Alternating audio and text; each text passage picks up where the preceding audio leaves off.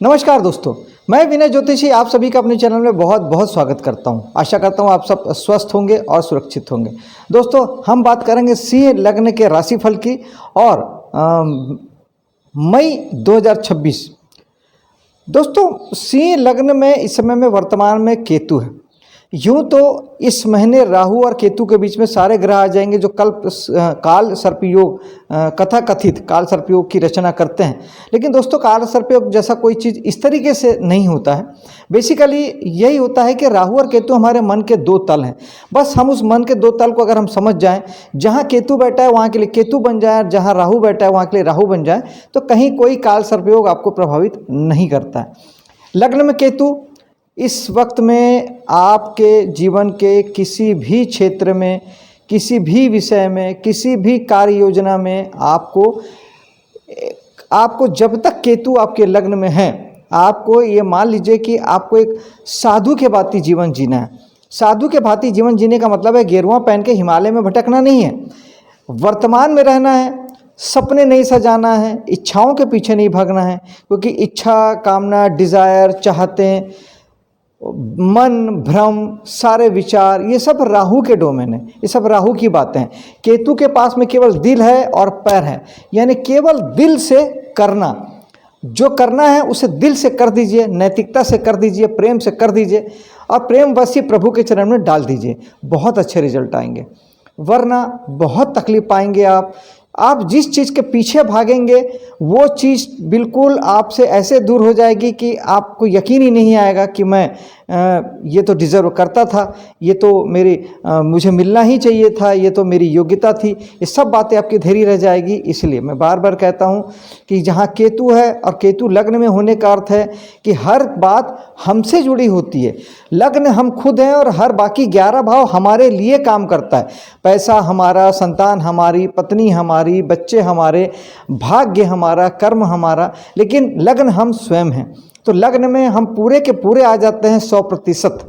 वहाँ पर केतु होने का मतलब है जीवन के किसी भी क्षेत्र में हो, कोई भी दृष्टिकोण हो, हमको केतु ही बन के रहना है। उपायों की बात कर लेते हैं। दोस्तों, सबसे अच्छा तो यही होता है कि आप अगर केतु के लिए केतु बन जाए, इससे अच्छा उपाय कुछ नहीं होता। जो मैं कह रहा हूँ कि वर्तमान में रहना, ज़्यादा इच्छा कामना नहीं पालना, अपने कर्मों को प्रभु के चरण में डाल देना, परिणाम की अपेक्षा नहीं करना, ये केतु बनना है। ये अगर आप नहीं कर पा रहे हैं तो सेकंड मेडिटेशन सबसे बेस्ट ऑप्शन है। क्योंकि केतु स्पिरिचुअल ग्रह हैं, अध्यात्म के ग्रह हैं। मेडिटेशन करना, प्राणायाम करना, ध्यान करना, ये केतु को ठीक करता है। ये इसके अलावा फिर आप अगर उपायों में जाते हैं तो आप खट्टे मीठे फलों का दान कर सकते हैं, गणेश जी की साधना कर सकते हैं और ओम केतुआय नमः एक माला जाप कर सकते हैं। इससे भी केतु ठीक होते हैं। आगे चलते हैं धन भाव की ओर।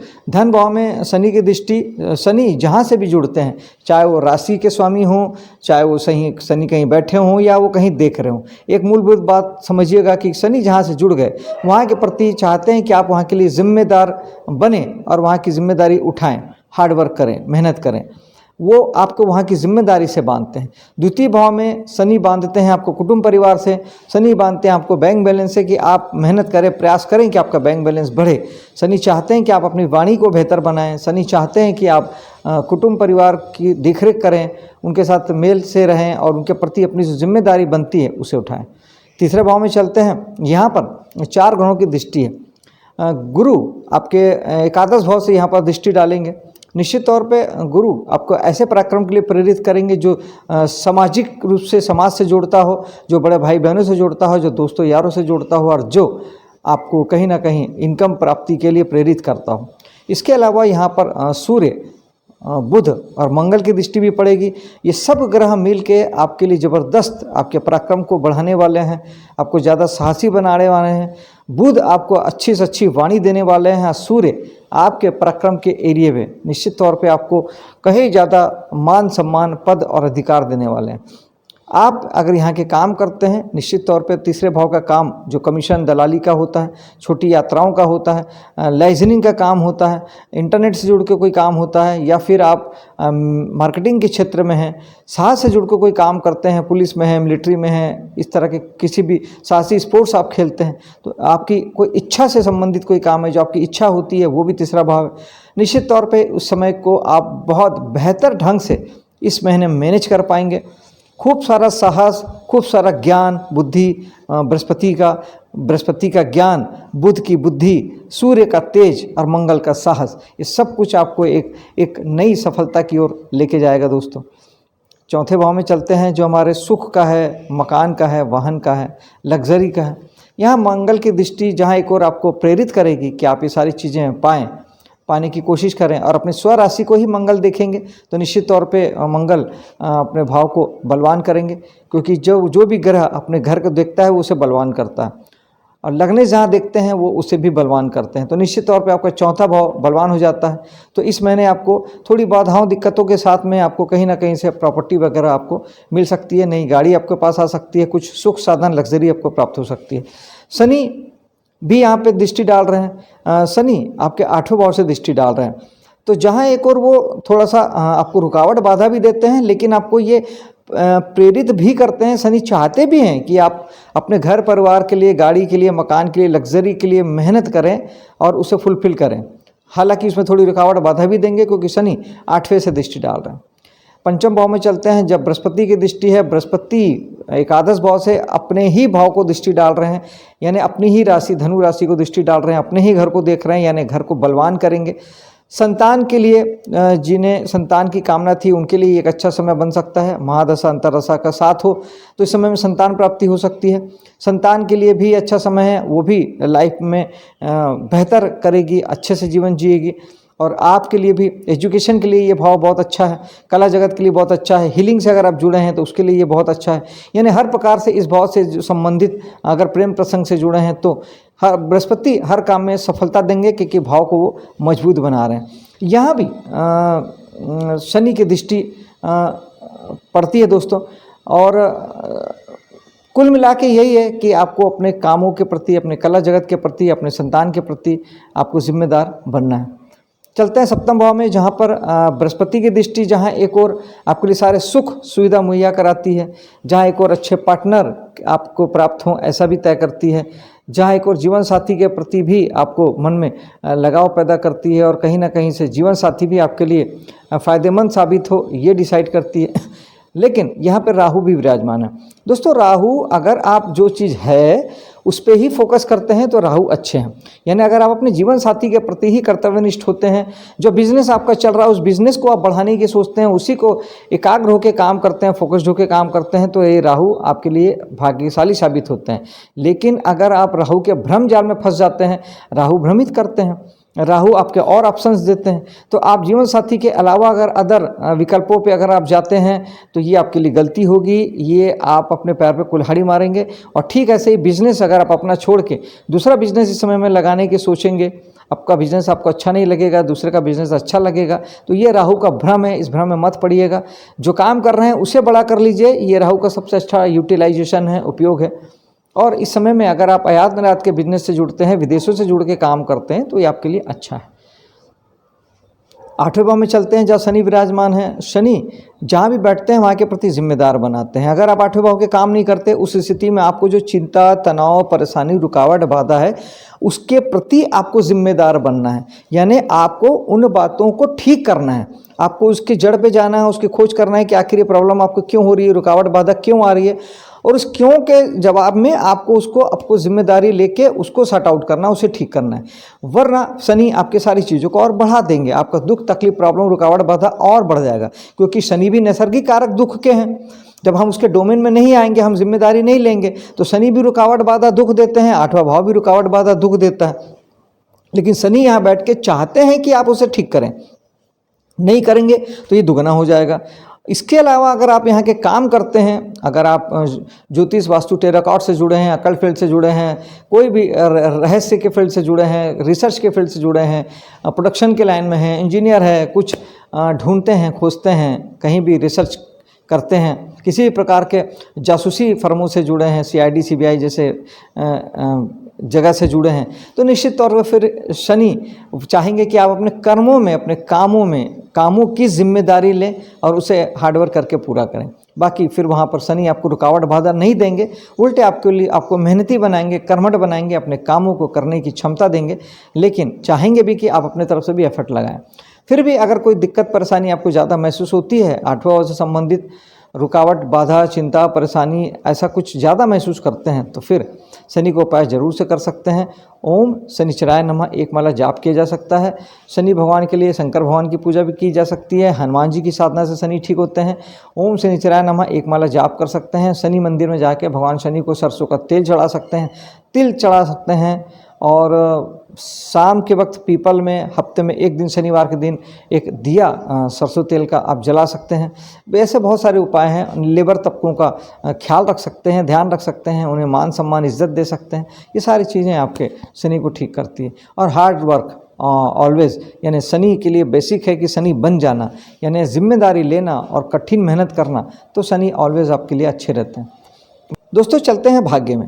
भाग्य में सूर्य विराजमान हैं जो कि 15 तारीख तक रहेंगे। सूर्य यहाँ पर निश्चित तौर पे अपने उच्च राशि में है, तो उच्च का फल भी देंगे। पिता के जीवन में मान सम्मान होगा। आपको भाग्य से आपको निश्चित तौर पे आपको मान सम्मान, पद प्रतिष्ठा आपको प्राप्त हो सकती है।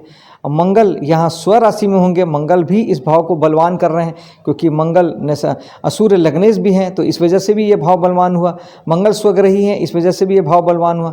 कुल मिला के आपका भाग्य का भाव बहुत बलवान हो गया है। स्वग्रही मंगल हैं, सूर्य लग्नेश हैं, सूर्य उच्च के हैं। ये दोनों ग्रह मिल के आपके जीवन में बहुत सारा मान सम्मान, साहस, प्रसिद्धि और किसी भी प्रकार से आप जिन कामों से भी आप जुड़ते हैं, जैसे मंगल के लिए खास तौर पे आप चौथे भाव के काम करते हैं, मकान, गाड़ी, घर के सुख के साधन के लिए जुड़ते हैं। पिता के लिए कुछ करना चाहते हैं, क्योंकि मंगल स्वयं नवम के स्वामी हैं, तो भाग्य से जुड़ के, धार्मिक यात्राओं से जुड़ के, उच्च शिक्षा को लेके, धर्म से लेके किसी भी प्रकार के धार्मिक कुछ कामों से आप अगर जुड़े हैं, धार्मिक संस्थाओं से जुड़े हैं, धर्म से जुड़ के कोई भी काम अगर करते हैं, तो इस समय में सुपर सफलता आपको मिल सकती है। सूर्य हैं तो निश्चित तौर पे आपके लगने से ओवरऑल सफलता सूर्य आपको देंगे। किसी भी प्रकार का सफलता और जीवन में बहुत सारा मान सम्मान, प्रसिद्धि आपको भाग्य से मिलने वाली है। बुध भी यहाँ पे विराजमान है। बुध आपके एकादश के स्वामी होकर भाग्य में बैठे हैं, तो निश्चित तौर पे आपको भाग्य साथ देगा आपके एकादश, यानी आपके लाभ प्राप्ति गेंस में। और इसके अलावा समाज, सोसाइटी से जुड़ के, दोस्तों यारों से जुड़ के अगर आप कोई काम करते हैं, उसमें भी आपको काफ़ी इंटरटेनमेंट होगा, मनोरंजन होगा, क्योंकि बुध सहज स्वाभाविक ही एंजॉयमेंट के कारक ग्रह हैं। भाव हमारा पंचम होता है, ग्रह हमारे बुध होते हैं। तो ये भी आपको भाग्य से इस समय में, इस महीने भाग्य से आप बहुत सारा दोस्तों यारों, समाज, सोसाइटी के साथ में कुछ अच्छे पल बिताएंगे, पिकनिक में जाएंगे, मनोरंजन से जुड़ेंगे, कुछ सामाजिक कार्यक्रमों में हिस्सा लेंगे। ये सारी बातें आपको होगी। दशम में चलते हैं, जहाँ शुक्र विराजमान हैं आपके 14 तारीख तक, और यहाँ पर सूर्य भी आ जाएंगे 15 तारीख के बाद। तो सूर्य बुध दोनों मिलके यहाँ पे निश्चित ही आपको आपके कर्म क्षेत्र में मान सम्मान देंगे। शुक्र भी अपने भाव को बलवान कर रहे हैं, क्योंकि शुक्र भी स्वराशि के हैं। इस समय में, इस महीने में बहुत सारे ग्रह या तो अपने भाव को देख रहे हैं या स्वराशि के हैं। निश्चित तौर पे एक अच्छा महीना है, अच्छा महीना साबित होगा। शुक्र भी निश्चित तौर पे आपके कर्म क्षेत्र में आपको सुंदरता प्रोवाइड करेंगे, सुख साधन, लग्जरी प्रोवाइड करेंगे। धन अगर किसी प्रकार की आवश्यकता है तो वो पूर्ति आपको शुक्र कर देंगे। गुरु जहाँ बैठते हैं वहाँ बहुत बेहतर नहीं होते, दृष्टि उनकी बहुत अच्छी होती है, लेकिन फिर भी गुरु चूँकि पॉजिटिव ग्रह हैं, नैतिक ग्रह हैं, शुभ ग्रह हैं, विजडम के ग्रह हैं, तो एकादश भाव में से जुड़ के भी आपको एक अच्छा स्थिति पैदा करेंगे, समाज सोसाइटी का एक अच्छा माहौल पैदा करेंगे। लाभ प्राप्ति के लिए आपको कहीं ना कहीं से विजडम प्रदान करेंगे, कहीं से कहीं विजन प्रदान करेंगे। आप कहीं बेहतर ढंग से आप कुछ ऐसा करेंगे, कर पाएंगे जिससे आपको ज़्यादा से ज़्यादा लाभ प्राप्ति गेंस आपको प्राप्त हो। धर्म क्रम से जुड़ना आपके लिए अच्छा है। इस समय में ज़्यादा से ज़्यादा धार्मिक होइए, पूजा पाठ करिए, मंत्र संत्र कीजिए और यज्ञ हवन कीजिए। ये आपके लिए एक बेहतर विकल्प आएगा। और ऐसे भी चूँकि आपके बृहस्पति अष्टमेश हैं, इसलिए भी आपको ज़्यादा से ज़्यादा पूजा पाठ, धर्म कर्म से जुड़ना चाहिए, ताकि आपके बृहस्पति को ठीक किया जा सके। और ये बृहस्पति चूँकि अष्टमेश होकर एकादश में बैठे हैं, तो ये थोड़ा सा रुकावट, बाधा भी देंगे आपको इनकम प्राप्ति के लिए। इस बात का भी ध्यान रखिएगा। 12वें भाव में चलते हैं, जहाँ पर कर्क राशि है और मंगल की दृष्टि, यहाँ पर मंगल अपने नीच राशि को देख रहे हैं। और निश्चित तौर पे जब ग्रह अपनी स्व राशि को देखता है तो उसे बलवान करता है, तो नीच राशि को देख के उसे कमज़ोर करता है। तो ये एक प्रकार से ठीक है, क्योंकि ये 12वें भाव को कमज़ोर करेंगे जो हमारे खर्च का है, नुकसान का है। तो एक प्रकार से विपरीत राजयोग जैसी बात हो गई। और दूसरा, चूँकि मंगल भाग्य से यहाँ पे दृष्टि डाल रहे हैं, तो यानी आप अगर खर्च भी करते हैं तो आप कुछ धर्म कर्म के कामों में आपके पैसे खर्च हो सकते हैं, या फिर आप अपने हेल्थ का ध्यान रखिएगा। मंगल नैसर्गिक एक्सीडेंट वगैरह के कारक हैं, तो इसलिए हेल्थ को बहुत ध्यान रखिएगा, गाड़ी वगैरह बहुत संभल के चलाइएगा। विदेशों से जुड़ के काम करते हैं तो भी थोड़ा सा अपने साहस और उत्साह को संयम में रख के यूज़ कीजिएगा, ताकि ये आपका दुष्प्रभाव ना दे दोस्तों। और मंगल के लिए बेस्ट है आप हनुमान जी की साधना करें, इससे बढ़िया कुछ नहीं है दोस्तों। ये था मई 2026 का सिंह राशि का लग्न का राशिफल। मेरे वीडियो को लाइक शेयर कीजिएगा, मेरे चैनल को सब्सक्राइब कीजिएगा। मिलता हूँ आपसे अगले वीडियो में, तब तक के लिए जय हिंद, जय माता दी।